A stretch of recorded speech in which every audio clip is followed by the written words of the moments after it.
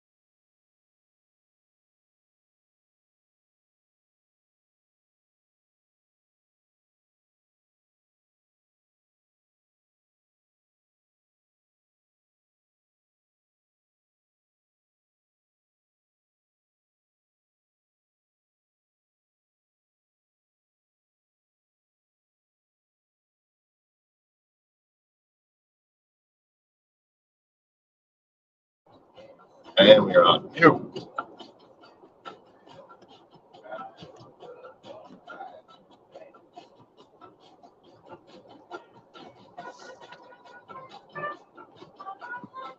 I feel like I'm very harmless. I just like to have like a nice time talking about words, do words.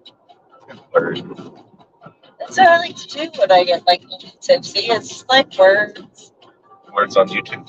No, I don't want to impact anything. I just want to do No, words. your words are on YouTube. Whatever. I do words.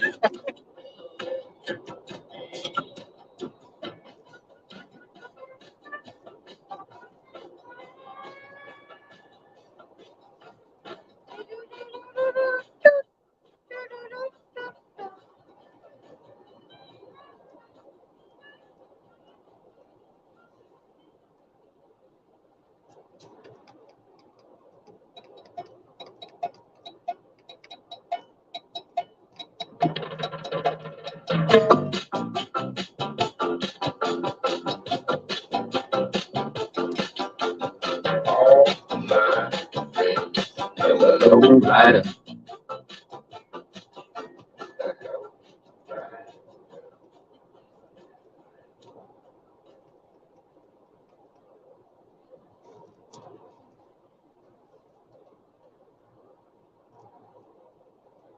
8, 7, 6, 5, 4, 3, 2, 1.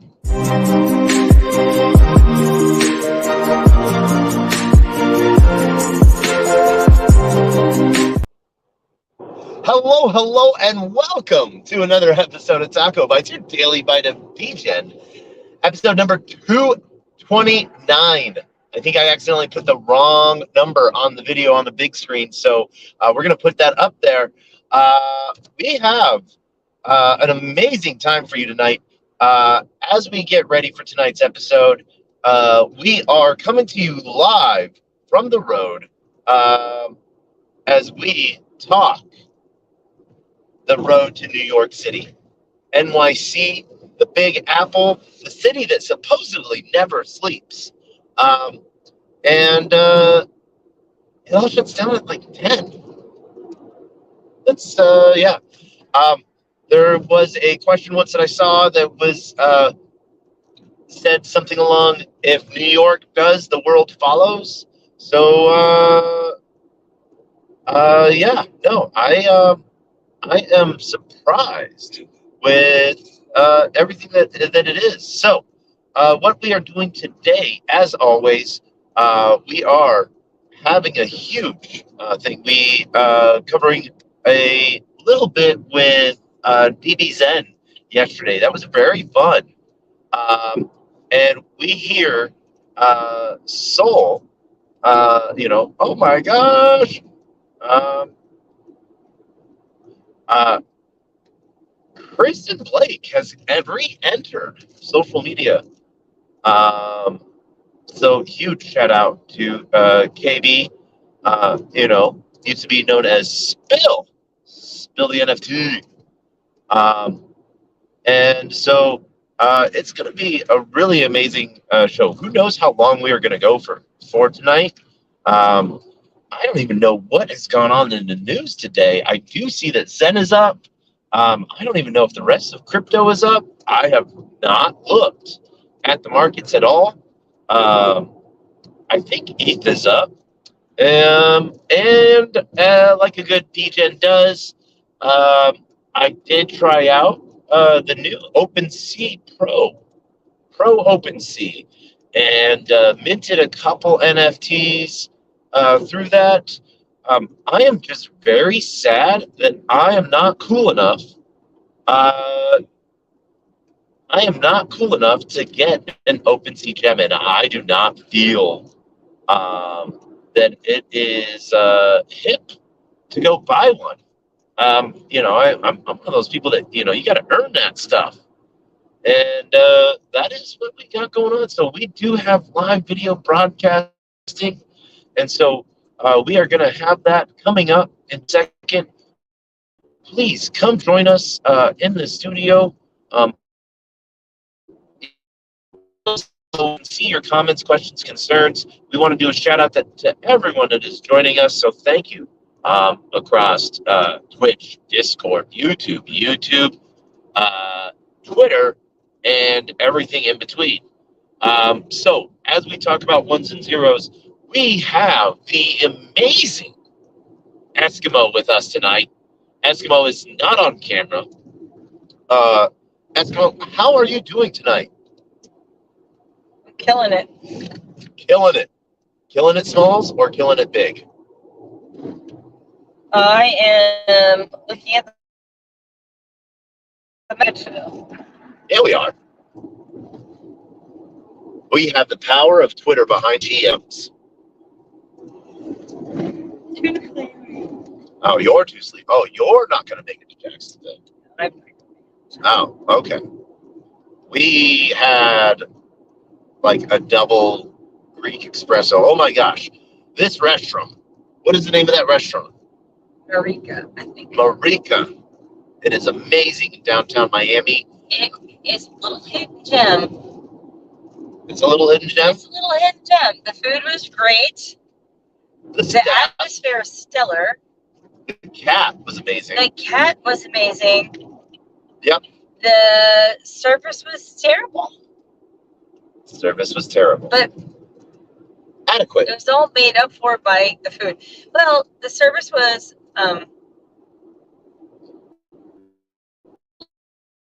actually I can get behind. All right. But in Europe they don't want a 25% tip. No. For their service. They don't want any tip. Though, if you do leave a couple of euros on the tray, they are happy with that. Yeah, but they think it's ridiculous that you're going to leave like 20% of the bill. So. Yeah. But, yeah, no. So, what else has been going on in the market? So many things. Like? Where's Bitcoin at today? So Eskimo is not technically my co-pilot. Eskimo is my coin pilot. I don't know. My coin tracker. Yeah. Oh my goodness. What do you look at? Sen is up 57% today. That is quite a bit. Okay. Let's see. The market. VTC down 0.4% at 28.002. So it's at 2,800 even? Pretty much. Okay. Yay. ETH is at 1858, which it finally broke through the 1829. It was like sitting there forever. Yeah, nice. 1858. XRP's at 49. Oh, ADA okay. 39. Doge up 24% for 0.96. So it's at 9 cents. Yeah, almost 10.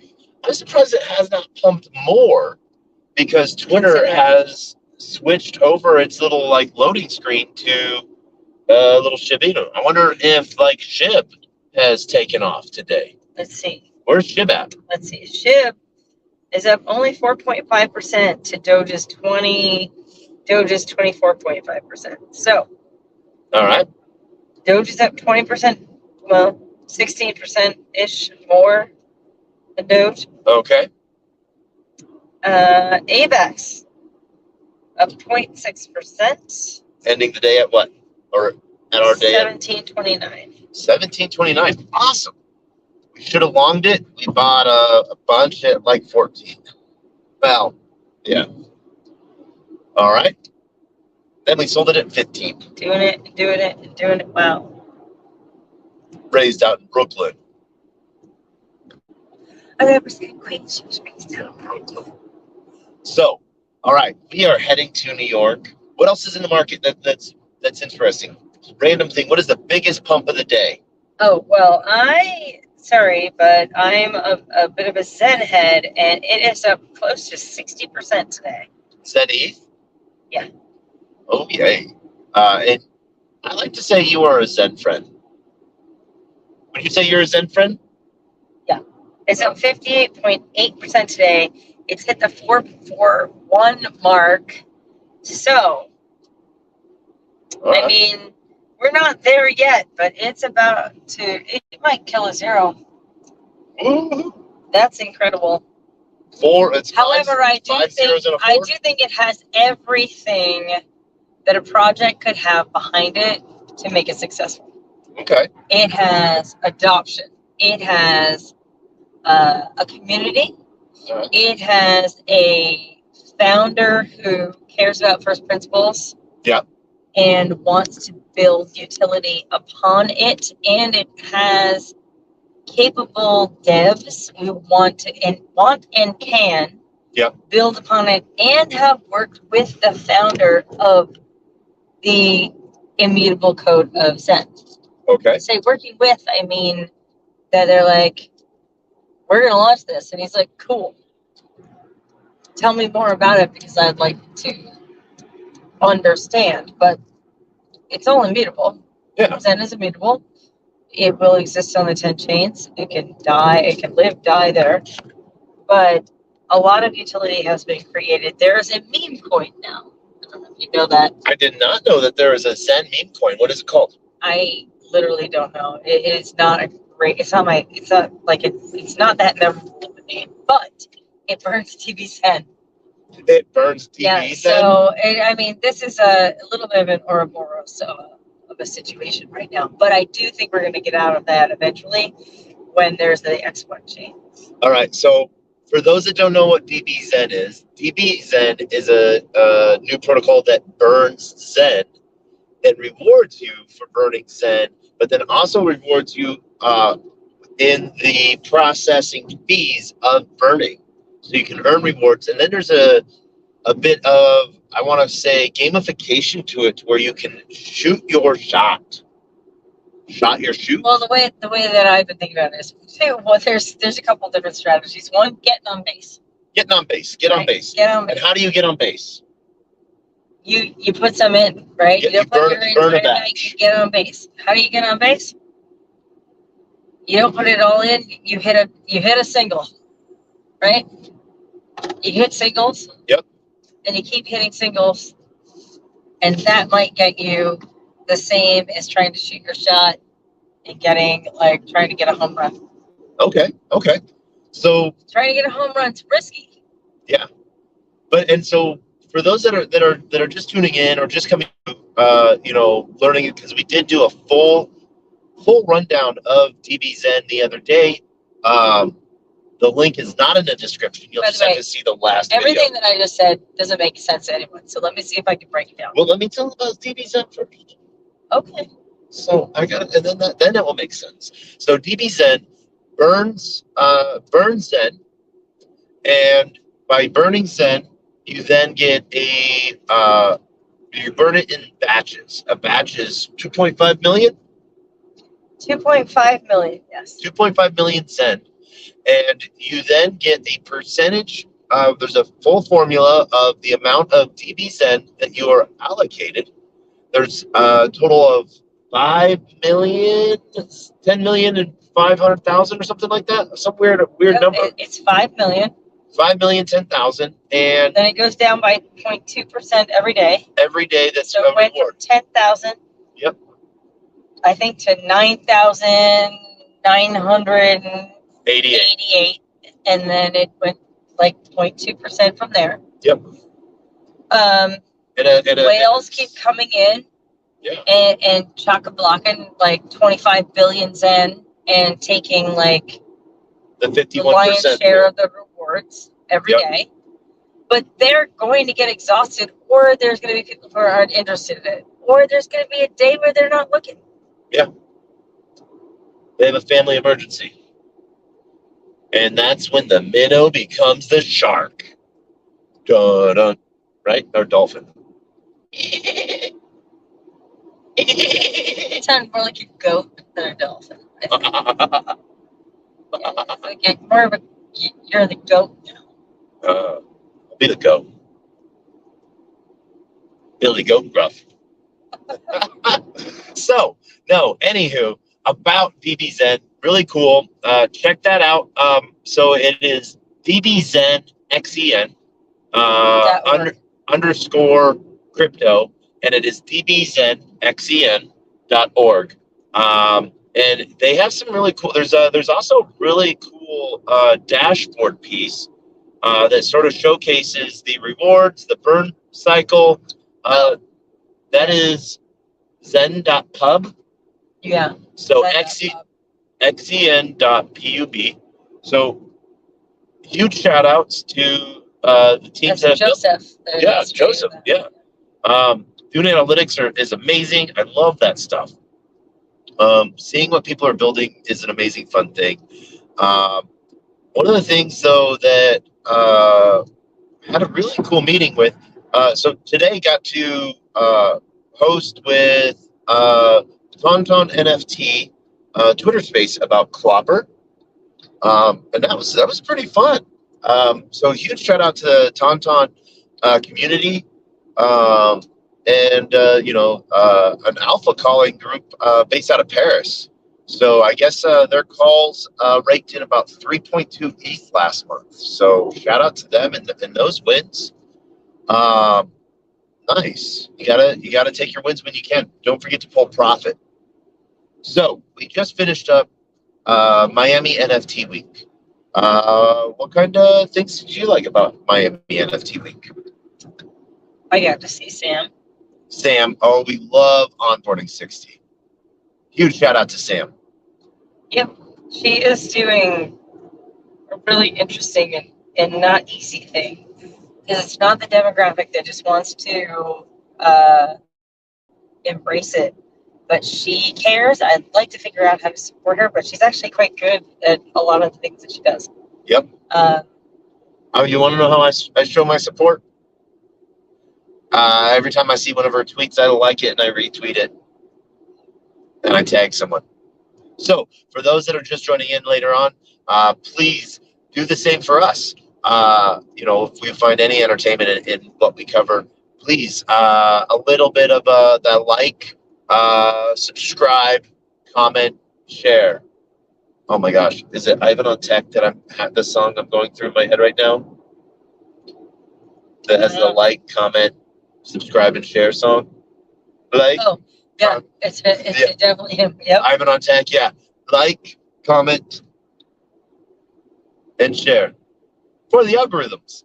I like Bitcoin pump, make it pump. I can do that all day.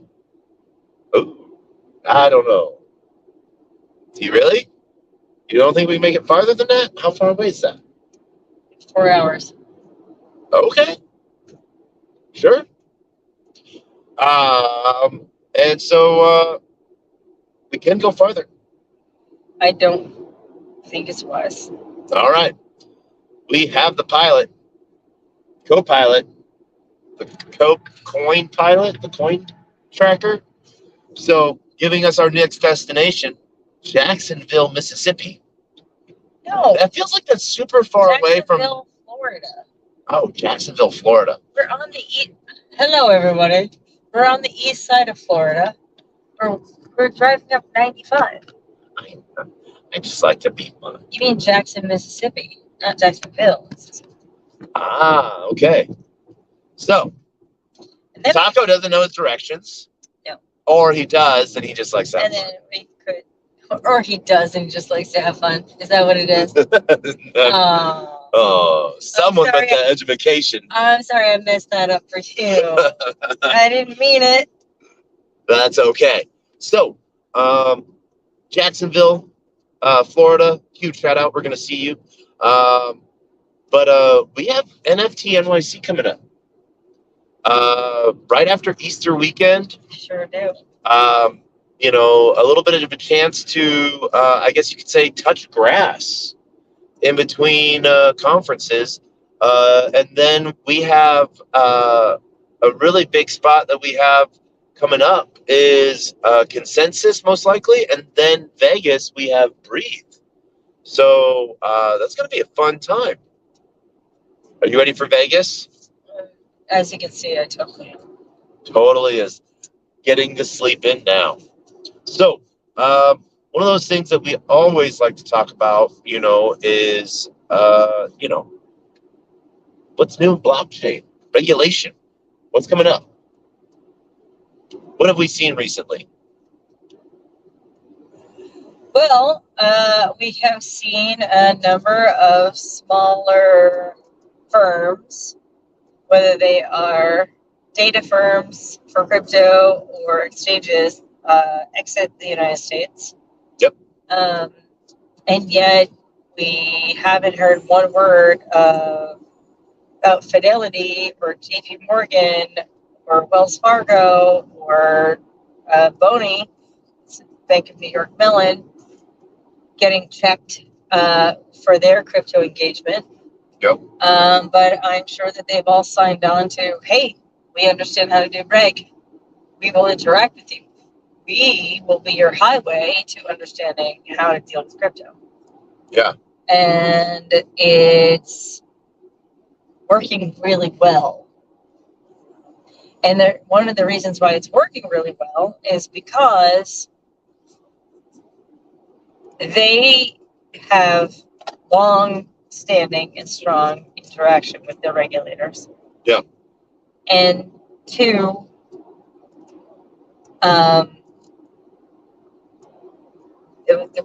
that's really it. They know how to speak to the regulators. They know what to do. They already have the KYC infrastructure in place, which is, by the way, incredibly time-consuming and expensive right now. Yep. To KYC, to truly KYC and assess. But don't you think in a way that's possibly even needed, though? Like, we've talked about voting on the blockchain, so wouldn't KYC be? Yeah, so that's the thing, is that I think that it is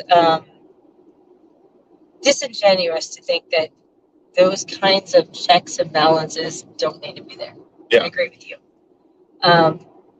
I think that what happens is, one, they get twisted in the media. Yeah. I think that it is a real risk that there is money laundering and all sorts of things, but crypto does not exacerbate it. It actually makes it more transparent. Okay. That's backed by governmental reports. Yeah. That basically say, like, this would be a terrible idea. You're basically creating transactions that are on the blockchain, that once we figure out how to figure out figuring out the blockchain, we got you. Yeah. Like, it's not an ephemeral transaction. It stays there forever. So we can trace it. If we don't have the ability or the manpower, even the next 5 years, in 5 years, we can still figure it out. Yeah. In 20 years, we can still figure it out. as the legal statute of limitations and things like that, but that's not the same thing. Yeah. That's records, archived records in and so Iron Mountain. It's quite interesting. There's, I think, quite an interesting dichotomy, power war going on right now. And that's because things have been thrown up in the air because there's new technology that is an obvious answer to some significant problems. And yet the incumbents are not ready for that technology. And that technology's been built ahead of them. Yeah. And they're not ready for it. They don't know how to deal with it. And yet, if you're a law enforcement or officer or it's anybody who does forensic accounting, yep.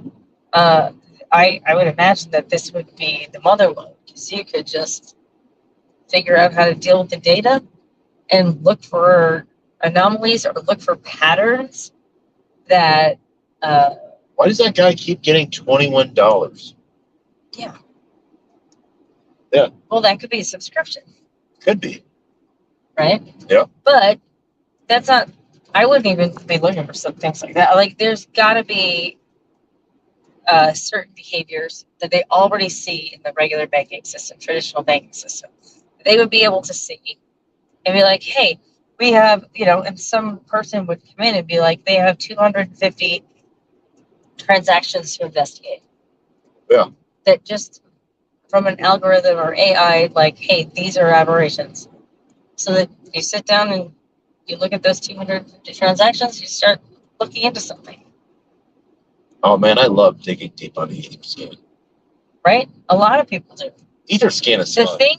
thing that it is, and this is what's difficult for the government to deal with, is that not only can they see it, everybody else can. Yeah.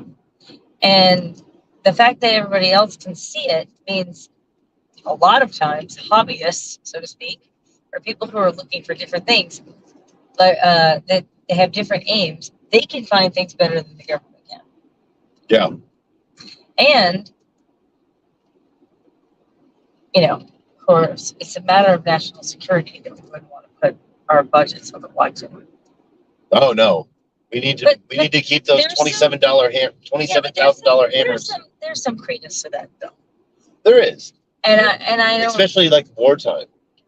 If like large money started moving to different bases. Yeah, you don't necessarily want that, but that doesn't mean that it shouldn't be inauditable or illegible to someone eventually. Yeah. One of the questions that I always like when everyone's the answer is some people have the answer all the time. Put it on blockchain. Put it on blockchain. And then there's the people that come back. Why? Why would I do that? Why do I need to? What does that solve? Yeah, that's one of the things that I think we should all ask ourselves all the time. Why does this thing need to be on blockchain? Yeah. Because, and maybe I espouse this, is that blockchain's not amazing. It's not optimal technology. Okay. If you do not need censorship resistance. Yeah. And what do you think is like the driving factor in censorship resistance? I think voting. I think certain financial transactions, not all. Some of them could be on layer 2 or layer 3s and then roll up to that. Your small transactions, your house, like if you're buying a house, you want to see that on the chain. Immediately on the chain. Yeah. You want to be able to see that probably as an NFT, so you have the deed, something like that. Yeah. It's arguable. It is a what do they call that?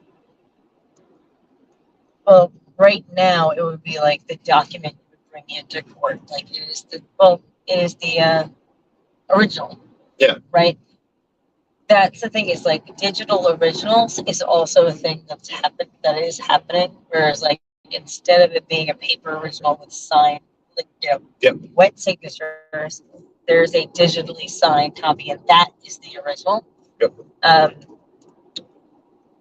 that should really be an NFT, in my opinion. Okay. Well, they've been playing with that and trying to figure it out, but they're putting those things in vaults, like the digital original in vaults, and trying to do that. But like NFTs, just blow that out of the water and make it so that like that piece of code. That's how I think it should be. It should be that easy. It should be that searchable. It should be, Yeah. But like small transactions, like let's say you go on a trip and you do 20 transactions that day because you bought lunch and you bought, I don't know, you went to CVS, you made sure you got like your own thing, and you bought a drink, and whatever. Like, it's not necessary for all of those things to hit the blockchain or hit some kind of ledger. Yeah. In the same important way that buying your house is. Yeah. They are different. Okay. They are still transactions. One small, one like as far as a computer is concerned, they don't care. It was a $15 transaction. It was a $15 million transaction. Yeah. The computer, like that doesn't really care, but we care because they are not as detrimental to us in our financial future. So one of the things that we're talking about a lot over at Clopper is wallet security and stuff like that. Do you think that like vaults, when you were talking about vaults like Gnosis safes, do you think that should become like the new standard norm for everyone? Like I have my vault and I have distributed keys and I have my main key to access it.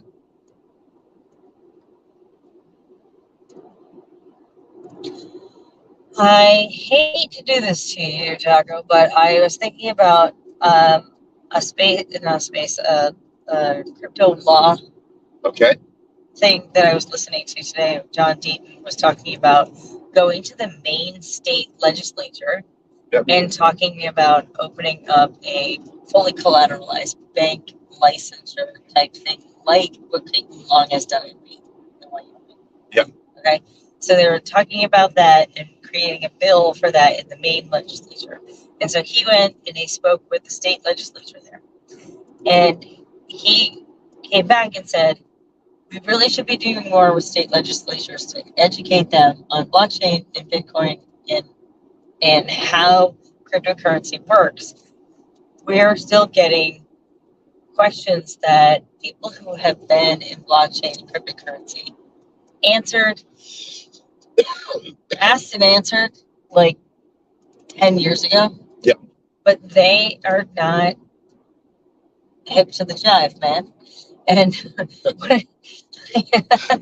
Dad. And like he did so, I think he was very professional about it. He was like, you're gonna be bowled over by the questions that they're asking and be like, can you believe this is the level of questions that I'm getting? Yeah. But what you have to realize is, yes, that is the level of questions that you're getting. They are not educated in this space. And you have to go back to basically what feels like remedial reading. Yeah. To explain some things and concepts, basic concepts about blockchain, because they have heard all the FUD from the mainstream media and none of the real education. Okay. And I would say the Maine legislature, being one of the more, we care about freedom to interact, freedom to transact. There used to be a statistic about Maine. Like Maine had the most, at least in the Northeast, the most blockchain transactions. No, this is like 25 years ago. Okay. The most self-employed population of like all of the Northeast. Okay. People worked for themselves. They believe in being their entrepreneurial spirit, their self-sovereignty. That is a great place in the Northeast to talk about blockchain. Yep. But they have not been given the opportunity to study it and understand it yet. Yep. And I thought he did a really good job of bridging the gap in the sense of being like, people who care about this. He said, he was like, I think that, like, there's a fight at the federal judicial level, and that is really very important. But he also said, I was a little bit wrong because the fight is there, but we need to be talking to state legislatures about this. Yeah. And make sure that they understand some way, some lifeline to ask for it. Yeah. And I think he's right. I think he's absolutely right about that. So what you're saying is that people should write their legislator, their congressmen, their senators, their councilwomen and men, their council people. But not even just at the federal level, at the state level. The states are having to change their laws to understand how to have money transaction lists, understand states have the ability to cover rights. States have the ability to and it's not, well, it's a dual system, there are equal jurisdictions. So it's really important that states understand their rights in terms of blockchain, in terms of states' direction on how they want to go. And this is not an East Coast, West Coast issue. This is all those states in between should understand blockchain. Okay. So one of the big questions then too is, so that should be every person that, feels that they have a voice of any capacity. And I agree with that. We need to get more local. Yeah. So do you think like those people that set up those tables, ask me about Bitcoin, ask me about Ethereum, do you think that they have a purpose for the mainstream still, or should they take that education of how they've learned how to talk to the next level? We have so many people who are passionate about everything, about whether it's you're a person who really believes that Bitcoin is the way, or multivariate cryptocurrencies, DeFi, whatever. We have so many people who are passionate about this that live in states who've been focusing on the federal government, focusing on the SEC, focusing on federal regulation. But at the state level, there's power to talk to people who care about their state and the direction of the state, especially when it comes to sovereignty and states' rights. And it's a neglected area. I don't mean that it, like, people are intentionally neglecting it. It's just that there's been so much going on at the federal level that we've forgotten about, or it's hard. It's not necessarily, it's not that easy to focus. However, there's so many people who are passionate about this. We can split our time and care about the state that we live in. We care about the federal government as well. Yeah. Do you think legislators that are coming out as pro crypto right now, or accepting donations in crypto, do you think that they're just like for the legislators that are accepting donations in crypto? Do you think that they're truly tapping into that and are truly in it, or that they're just trying to ride the wave? I think that anybody who I will fall back to what I think is the old system. Like, if you are somebody who's lobbying or donating to a political party, I don't think you're doing that out of the goodness of your heart. I think you're doing that because you either believe in them and you believe in what they can do to open up the possibilities of your betterment, financially or otherwise. And I think that crypto doesn't necessarily fall outside of those lines. Okay. All right. Since we started talking about passion in the left, right, what do you think the right is doing about it?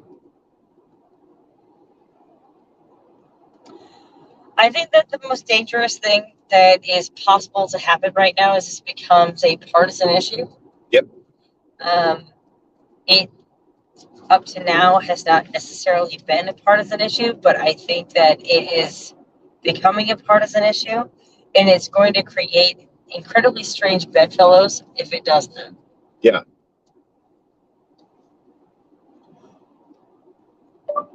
Jacksonville, Florida. That is where we are heading to. So, okay, so about the left then.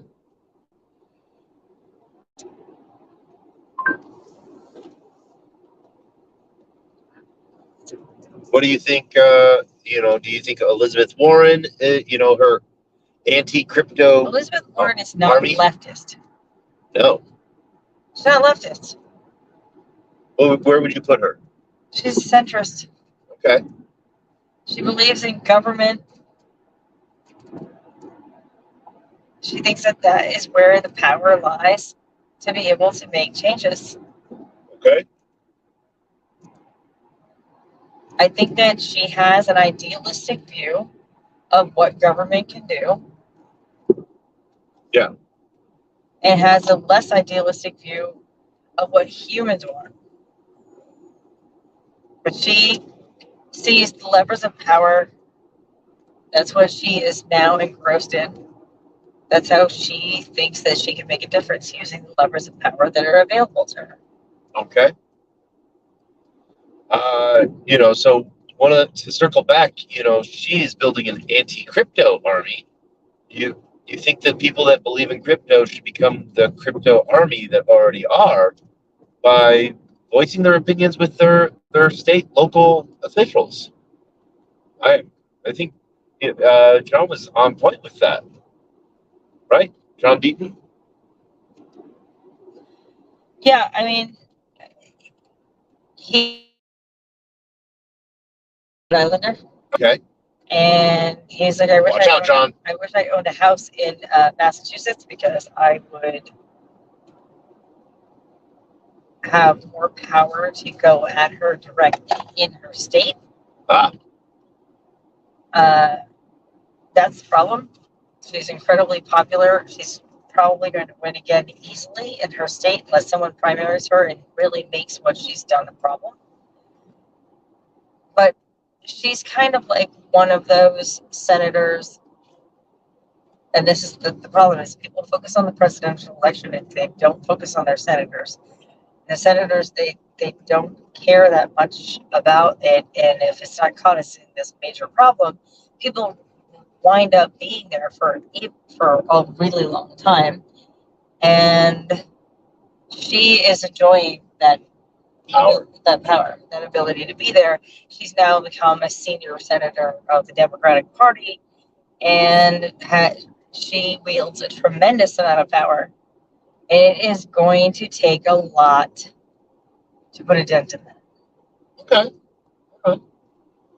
For those just joining us, you are challenge it, I should say. Yeah, exactly, to challenge. For those just joining us, this is TacoBytes, your daily bite of Degen, episode number 228, I think. Road to NYC NFT New York. It is going to be a fun time.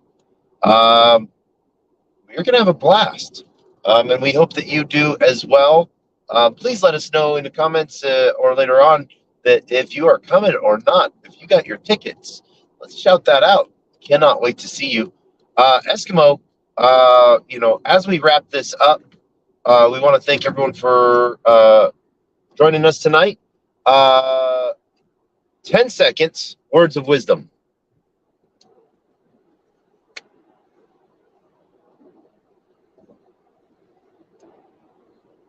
I can sing a camp song. I had a feeling you were going to sing it. I thought you were just going to go into it. I don't have any words of wisdom. All right. It has been a long week here at NFT Miami week, so huge shout out to everyone that threw that on and was part of that. We're going to shout out with our words of wisdom as we shut this down tonight. A closed mouth cannot be fed, and you cannot feed a closed mouth. And with that, we want to say thank you to everyone for joining us tonight. And we're going to leave with the best knock-knock joke on the face of the planet. Are you ready for it? Ready. Knock, knock. Who's there?